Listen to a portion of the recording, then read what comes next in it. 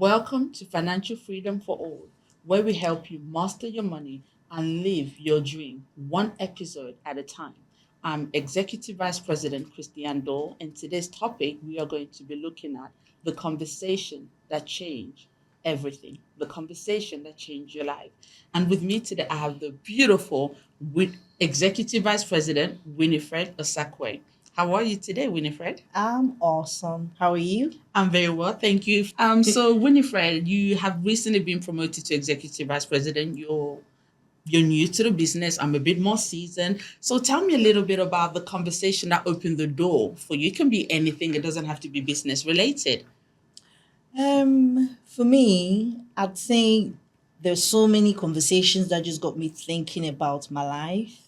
The first thing I'll talk about that really made me, you know, that transformed my mindset really was when I recently joined the business back in 2024, and I was still trying to understand the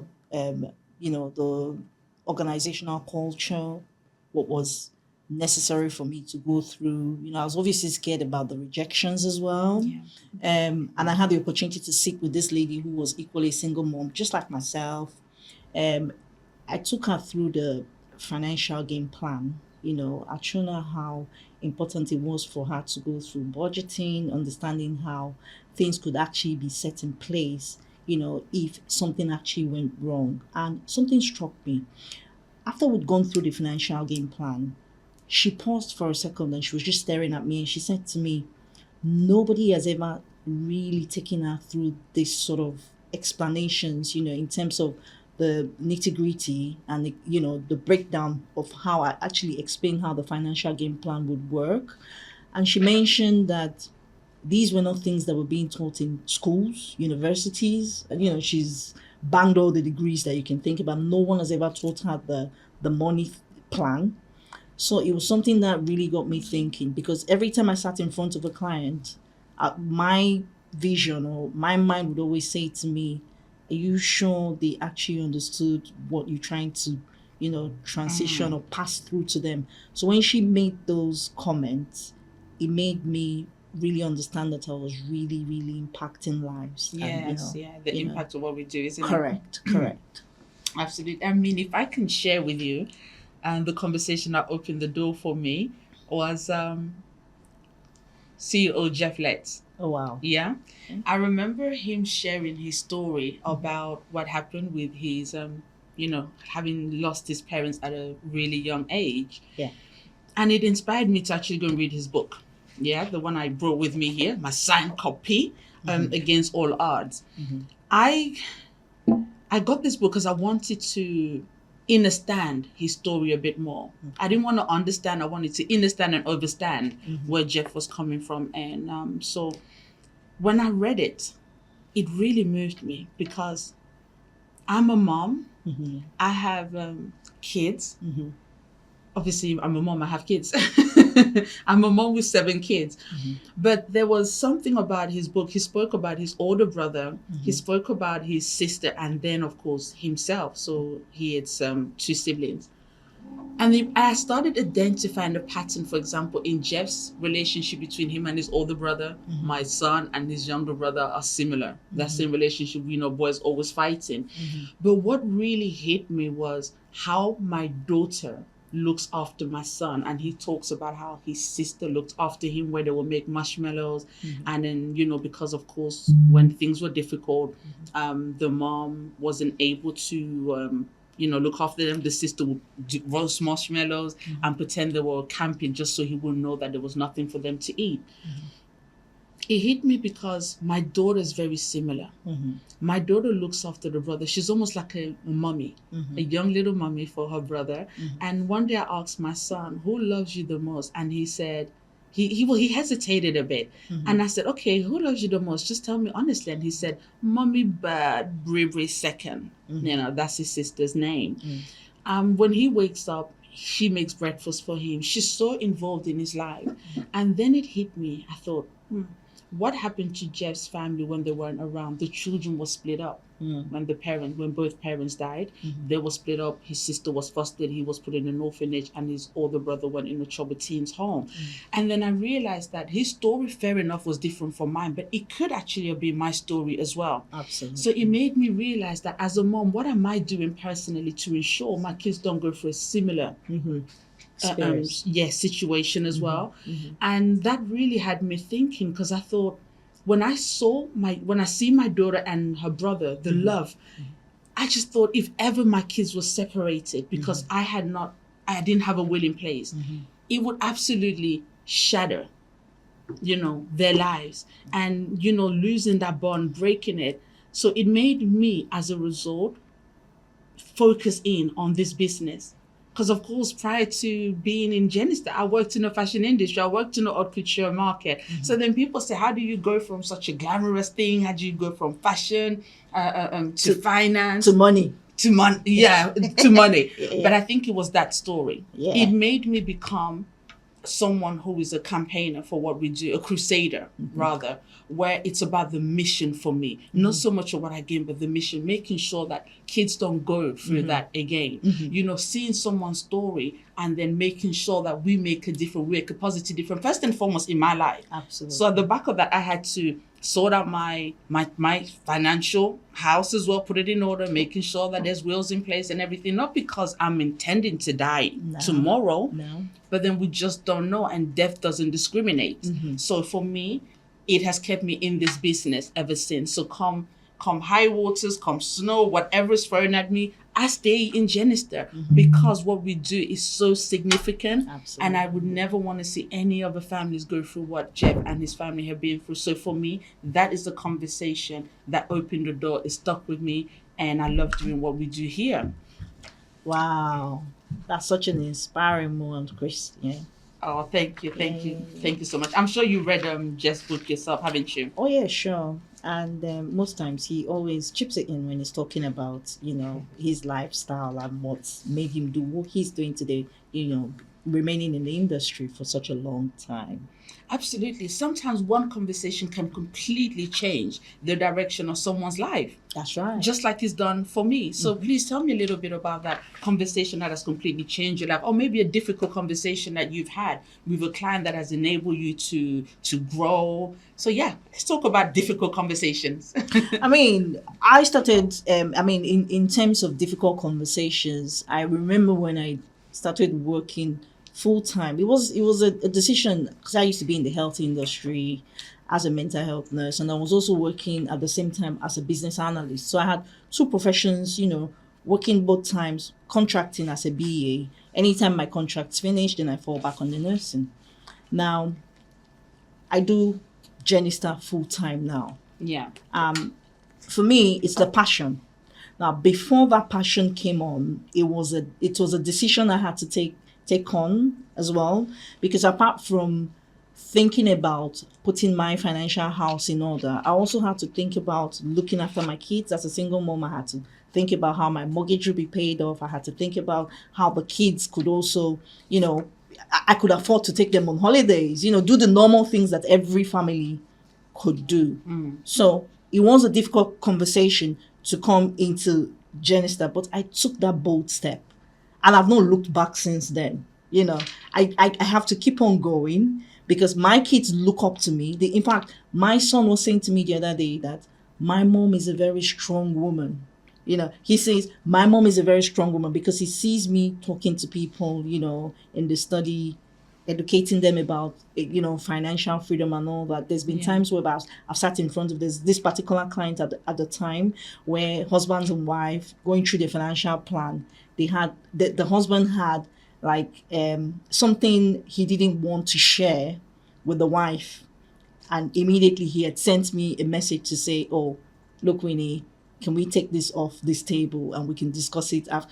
Those were difficult times and difficult conversations, whereby a husband and a wife, you think that husbands and wife are transparent, they could see through each other, but it's not always the case. You're right, Winnie, and we're going to come back to your story. Is that we would normally assume that because people are a couple, that they're open when it comes to finances, but you will find that that's one of the hardest conversations for people Absolutely. to actually have. That's And right. because of that, of course, people make the wrong decision. But please continue with that wonderful story.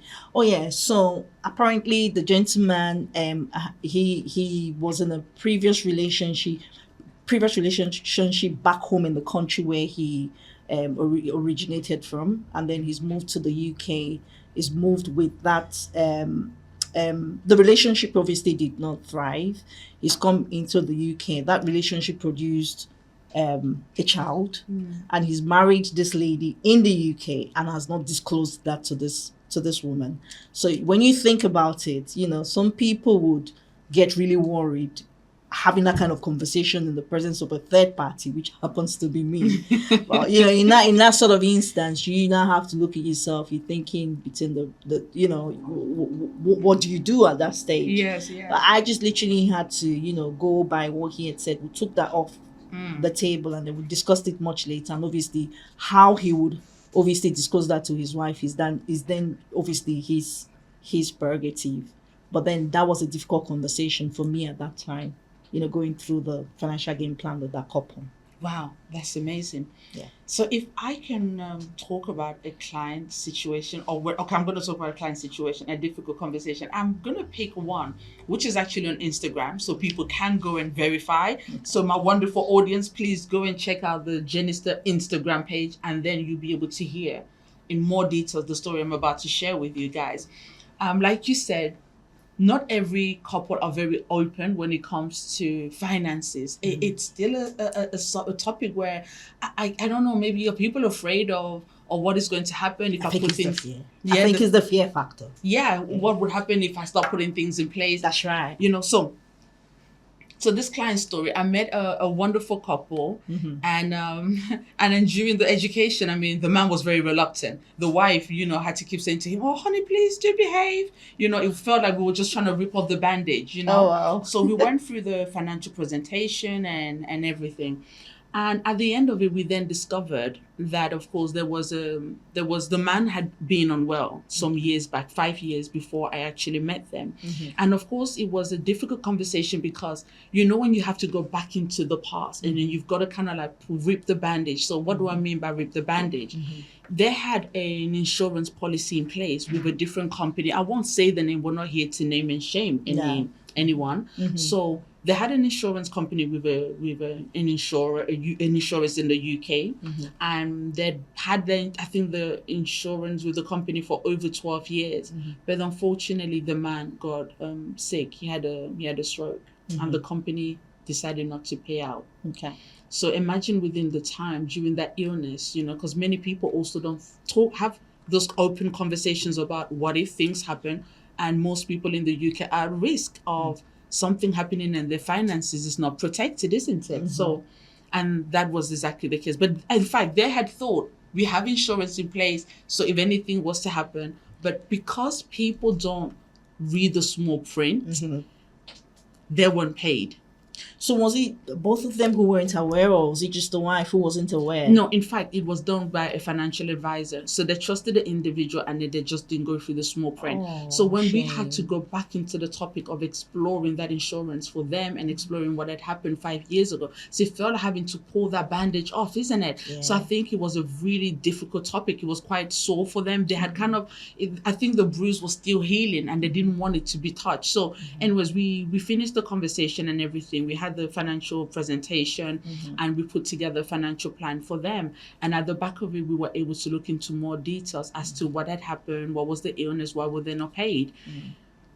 And we discovered that they were actually entitled to receiving money from the previous insurer.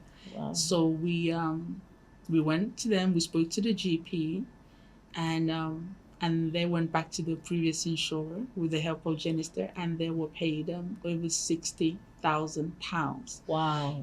So that difficult conversation, which he was very reluctant to go through because, of course, he had already made up his mind, I'm not going to get paid. They're not going to pay out. It just felt, I don't want to build my hopes back up. But as difficult as that conversation was, it was necessary because at the back of it, they were able to get that amount of money. I remember when the wife called me I fell on my knees and I started crying because I was so happy for them. It's so beautiful being part of somebody's journey, like that. And one of the things that I found was the money they were paid covered. Imagine they were paying £105 on a monthly basis for 12 years. So just imagine £105 for 12 years, and then you're getting over £60,000 payout plus interest. It literally covered the premiums that they had already paid, and also the debts that was incurred during the illness. All of that was covered, but just at the back of sitting down and having a financial plan. So my thing is, I really want to ask the audience today, how many people are out there, just like Winifred said, couples who are living together but afraid of discussing money matters? Please, we really want to encourage you to begin to have those difficult conversations. Have you ever heard of the saying that goes, a problem shared is a problem half solved? If you don't share your situation when you're sitting in front of someone who can actually help you, like we do here in Genistar, to transform lives and change, people's stories, then you're just still sitting down there and there'll be no solution coming your way. You're just thinking and hoping and praying that there will be some sort of light at the end of the tunnel, but you've really and literally not done anything to make that happen for you. So, yeah, absolutely. So again, if I could ask my question, in fact, it's not a question for the audience. I just want to make a statement to you guys that the most impactful conversations are the ones we really do not want to have. Absolutely. But we must have those conversations. You have to ask yourself questions such as, where are the important documents? Because here's one thing that I find is that a lot of people insure their phones, right? They insure phones, they insure their cars. Yeah. Right. Oh, you can't drive here without without insurance anyways, Sometimes they insure even their jewelries in terms of like their gold ornaments and all them sort of things. Absolutely. But then here's the thing people don't ask. Who will pay the mortgage if the worst was to happen? Okay? And also, who will look after the children? Let's go back to the story of our CEO, Jeff, that I just shared. If his parents had insurance in place, it would have been a totally different story. That's right? Correct. Yeah. If there was something in place stating who should look after the children, again, that would have been a totally different story. Sometimes you can learn the lesson from what somebody else has been through, and you don't have to go through it yourself. And I'm sure Jeff's story isn't an isolated event. I'm sure many people out there, even you, the viewers, I'm sure you know someone who was passed away and has not put anything in place. But the question is, what are you going to do about it? You still have time to make a difference. That's right. Okay. And we can obviously also, Chris, borrow someone's belief. Yeah. We can aspire to inspire others as well. Like we've borrowed Jeff's belief that if things did not go right for him growing up, it doesn't have to be like that for everyone else. We've learned from that difficult thing that's happened to himself and his full family, and we wouldn't want to wish it for even our enemies. So I always say we're like financial pastors, campaigning for everyone to come and hear us out. Yeah. Campaigning for everyone to come and see what we can do and how we can literally move them from where they are to where they need to be. Yeah, and the thing is, these difficult conversations, it changes everything because people move from wishing and hoping. That's right. Right? To actually having a plan that is working for them. Absolutely. And that is there in case the worst should happen. It's an opportunity that's obviously been created for them to plug into and explore, as opposed to just relying on that, thing that they're doing, that they're thinking and hoping and praying that something will get better for tomorrow. Yeah, absolutely. Yeah. So then, Winifred, in the topic, when it comes to being heard, being seen, heard, and understood, what would you share with us on that when it comes to conversations? Well, in terms of being heard, seen and understood, being seen and understood, never underestimate yourself. I've always been one who would always say, "Oh, I don't think I'm built for this. I don't think I'm built for that. I don't think I'm built for this." My story in Genistar, I think, would be able to inspire and aspire anyone and everyone who's willing and able to listen to hear me out. I could have given up when I first joined Genistar and carried on with whatever it is I was doing back then. Yeah. But I forged ahead. I believed that the only thing that could stop me if I stopped, right? An example could be, when I had all the no's initially, people would always say no to you. And the more they told me no, the more I was inspired, and there was this aggression to do more. So that, yes, even though people are saying no to me, I still had that belief that people would say yes to me. Absolutely. So the power of not giving up, the power of striving to look for a better future for myself and my kids, they are the things that have, kept me going, for people to listen to me, hear me out, and see what it is I had to share with them, to provide and, obviously propose that opportunity that's there for them to plug into as well. I mean, for me, I find that when people rarely remember every word of a conversation. Of course, isn't it? 11%, I think. Yeah, but I think they remember how it makes them feel. Correct. Wouldn't you agree? I agree. Right? I agree. Too right. Yeah. When someone feels seen, heard, and understood, their internal program absolutely changes. And I think that's when things really begins to change. Because if we are living in a society where there's so much notification already, and there's just not enough real conversation, there's not enough heart-to-heart conversation. So that's why for me, I feel that being seen, being heard, feeling as if somebody hears you makes you as an individual feel that you matter, right? It makes you become more open, and then you're able to connect with the person. And I feel that that's when growth and change suddenly come about. Too right. Yeah. Too right. Because the thing is, people are not starving for information. Like I said, everything is on YouTube. Hey, there's nothing wrong on YouTube. If you're watching me on YouTube right now, there's nothing wrong on YouTube. Okay? Keep watching. So, but what I find is people are starving of genuine conversation. That's right. If you're an audience out there today, you might be sitting there thinking, oh my goodness, I love what you guys have shared. I'm starving of a genuine conversation. I'm starving of a conversation with someone who can build me, help me, put my financial life in order, put my financial house in order, please. Just go into the company's website, reach out to us, and we have so many representatives who will be willing to help you go through these difficult conversations that you're trying to avoid. And as Winifred rightfully said, we are not here to break up any relationships, okay? No. So your secret is safe with us, and hopefully none of you guys have secret children out there. Confidentiality is our watchword. Confidentiality is indeed our watchword, right? Yes, please. So now, Chris, tell me, have you ever realized that there's some conversations that you've had with people, and then they've impacted them more than you actually expected it to actually have an effect on them? Oh goodness, yes, I have.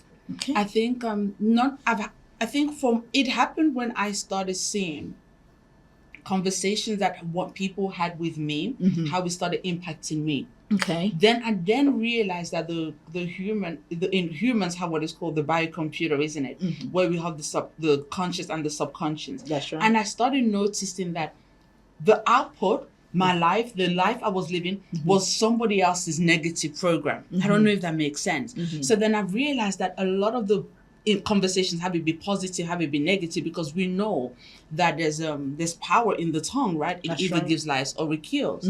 So some do use it in a negative way, but once I understood the importance of the things we say and how it has an impact on people, I became very mindful. So I became very mindful of what I say, how I say it, and when I say it, where you say it, and who you say it to. Where I say it, I'm still working on that, Winifred. I love that. But one thing that I understood is that a word that I swallow is never going to hurt my belly. Okay. So then it's made me to become very mindful of what I say, because it's easy, especially sometimes when we are hurting, remember, people hurt, to then use our words to hurt others. But words are so important because they impact. And then you also have, for example, children. You're a mom, I'm a mom. Kids are like blank canvases. Of course. Every single thing we throw at them, you can, you can't, that is what they absorb. So knowing how our words impact, I'm very mindful, especially. And I also have internal conversations myself. I sit with myself. Yourself. Yes, absolutely. Some of the painful truths. Yes, I tell myself. And the bitter truths as well. No, not bitter truth for me. So you have to say it the way it is then. No, I just tell myself very beautiful things. Oh, wow. So you're a positive person then. Which is what we see, Chris. Yes, isn't so it? it's my blood group. Okay. And your blood type, I guess. Yes, my blood type, yes. But please tell me about your conversation, please. How have you found that it impacts people? Because remember, there's a ripple effect, isn't it? That's Of the right. conversations that we have. So do you have a story you would like to share with our wonderful audience? For me, I love to give an example of when I have this particular couple who actually stay in my estate. Mm-hmm. And, at the time, the gentleman was investing a lot back home in Nigeria, where I come from. So anytime he earned, they were living in a rented apartment. So their property on my estate was rented. So he would always take his money back home, and he was building like hostels for campuses and university back home. So he had a decent job, was a consultant in pharmacy, was making good money. All right. So he had done all that. And at the time, the wife was literally always, poking him and saying, listen, we need to buy our house. We're not getting any younger. We can afford it. Why take all the money back home? Let's invest here, Absolutely. And he just kept on saying to her, don't worry, we're just one of those guys who will come and then pay out the money cash at once. He always used to tease her like that. And guess what? That day never came because he kept on procrastinating to do something here. And on one of the days, he wanted to go and inspect the project which he had back home, went back home to Nigeria, saw everything was fine, came back into the UK, and suddenly slumped and passed away. Oh, no. So now these guys had protection plans in place. Again, the gentleman had cancelled his product. The wife was not aware of it. So she just thought everything was fine. And then it was so sad that even the money to pay for his coffin was not available. So you can see how, things that you say to yourself, because you already think that them living in your estate, they would have things like that set in place. It's something I always think about. And in my mind, I'm always thinking it should have been a conversation I could have had with them, but never really happened at the time. But fast forward, we all had to do like a GoFundMe. The gentleman was buried, life moved on, I was then still able to have that conversation with the wife later on, after everything's, after all said and done. But then it's something that I look back and I always say to myself, so at every given point in time, we have to use our mouths. We need to talk and never assume and think that things are perfectly okay with everyone, because you may never know. I always say you may never know limited. You may never know how conversations that you've had with someone could obviously impact, change, help their lives to move again from where they are. And, just like the story you spoke about, the gentleman who was paid out after a stroke was, had come on. So those things are the things that would make me never look back or regret doing what I do today, because it is really and truly impactful. And we are there to really, really show people what we do and help them to see what we've seen that they've really not seen yet. Absolutely. I mean, conversations, honestly, about putting things in place, they're not easy conversations, and we absolutely understand that. Absolutely. But if we could agree on one thing, family who understand and who have these conversations and who put these things in place are the ones who don't live with regrets. That's right. But the ones who don't put these things in place and pass away, like you said with the gentleman, they don't think about the impact it then has on their loved ones. Absolutely. Okay. The children. I share this because I cried on one of my appointments, and it's a story that it still gets to me till today. So I'm not going to cry. I remember doing an appointment with this wonderful, beautiful young girl, and the appointment was on Zoom. So at some point she said she was going to get some water, and she stood up, and my brows came together, and I thought, why am I seeing her feet? Why am I not seeing just the upper half move, but I'm seeing her feet and everything? So when she sat back down, I asked, I said, so why was I seeing your feet when you stood up to go and get water? And she said, because during this conversation I was actually sat on the floor. And I said, why, please? Why were you sat on the floor? And that's when she shared with me that her mother never had anything in place. Her mother passed away, and the funeral bill, she had to handle it. It was so bad they had to bury her mother in the grandfather's spot that was already paid for. Oh. Because of that, this young girl has council tax arrears. She's in rent arrears. She can't afford a sofa. Wow. And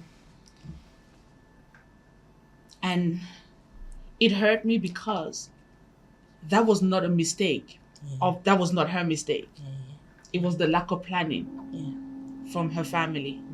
But then yet this young girl is every single penny she's earning, she has to settle somebody else's burial. And it's setting her back. Because then how does she get on the property ladder? How does she has to first of all set up the arrears. And I'm telling you, she was in £1,000 worth of debts. Close to 10. So she has to first of all pay off the funeral, pay her council tax arrears, pay off the rent arrears, get a sofa, and people don't see how our lack of planning, conversations we avoid, how it impacts on the person. But when we sit down and then we meet client every single day, we go through an emotional roller coaster. We go through the highs and we go through the lows. That's right. But these are things that are essential. When you have families, when you have kids, when you have a partner, you need to ask yourself the question, what legacy am I leaving? That's right. Am I leaving behind a legacy of financial woes, or am I leaving behind financial blessings? You know, we bring kids into this world. We go into relationships and bring people into our lives. It's to better them. That's right. It is not to then cause them to then go through. Is it lack? What's the word? English people, tell me, what is the word? Financial hardship. You don't want them to go through financial hardship. Yeah. So as much as some conversations are difficult to have, they're a must. That's right. And that's why we must continue to do what we are doing, teaching financial literacy, because financial literacy isn't just about having money. It's about giving people a choice. It's about giving people confidence, and it's about giving people a future. And opportunities as well. Absolutely. That's right. Absolutely. So to my wonderful audience, it's been absolutely a pleasure having you guys listen to this podcast. So, but before we end the story, I want you guys to just reflect on the story of this young lady that I spoke to you guys about. I mean, I'm happy to share that, yes, she now has brand new sofa, guys, okay, courtesy of this amazing company. And she was able to speak with the debt management team, who was also able to help her. And it was done in such a way that it doesn't affect her credit record, right? Her credit, her financial CV is intact, because that's what we do here. But then it's because she was brave enough to have that difficult conversation. She didn't have to open up, but she did. So please, if you are here today and then you are still afraid, don't let the fear hold you back. Just come and have a genuine conversation. Yes, in the AI generated world, come on, we need more conversations. We need people to connect. So if you haven't called somebody in a long time, please just call them and have that conversation with them. And if you're thinking, now, Christiane, the conversation I need is about finances, like I said, you just have to go to the company's website, and then you have thousands of representatives who will be more than happy to have a conversation with you in whatever language it is you speak, because guess what? In Genistar, we are multicultural. So, but one thing I want to say to my audience before we go, I'm going to ask that question again. What are you creating? Are you creating for your family financial burdens, or are you creating a financial blessing for your family and the generation to come? Because here's the thing, success is about what you do, but a legacy is what outlives you. So what is it that you're creating? What is that conversation that you are avoiding? You must have that conversation. So Winifred, do you have anything you want to say before we close? Well, I'd like to touch on the bit that talks about what have you been through and what have you survived? Remember, a closed mouth is indeed a closed destiny. Always think about the things that you might not see now. Where do you see yourself and your family in the next 5, 10, 15 years? No one's promised you tomorrow. No one's promised me tomorrow. So the best thing to be able to put in place is to have a financial plan. If you don't know how to go about it, like Christine rightly said, go on our website, right? And think about how you can put in your details on there for us to contact you, reach out to us. And then there are loads of people who will be able to help, who would be able to know. Some people say, but nobody wants to listen to me. There are many people out there willing to listen to you. We are willing to listen, by the way, okay? Preach it, girl. We are willing to listen. And guess what? We don't even have to come to your home, okay? No. A Zoom. That's so right. you don't have to tidy up. That's right. All right? Yeah. But just don't be in your pajamas when we have that conversation, please. And thank you. Yeah. So, guys, before we go, I want to thank our my awesome co-host today, Winifred. I know you traveled a long way to come all the way here to the head office for us to do this podcast. So absolutely amazing. And I'm sure you're going to have many more conversations that are going to change lives. And I see your passion and I love the fire that you have to making sure that people have a better financial future. You're so selfless, honestly, and I admire you a lot as a woman and as an executive vice president. Thanks, Chris. You've been a wonderful host. And thanks for having me. And we hope that we'll be able to work together like we're doing and change a lot of lives out there. Thank you all today for joining us on Financial Freedom for All. Please stay tuned. Make sure you join us on the next episode on how you can master your money and live the life you dream about. So once again, massive thank you. See you all at the next Genistar podcast.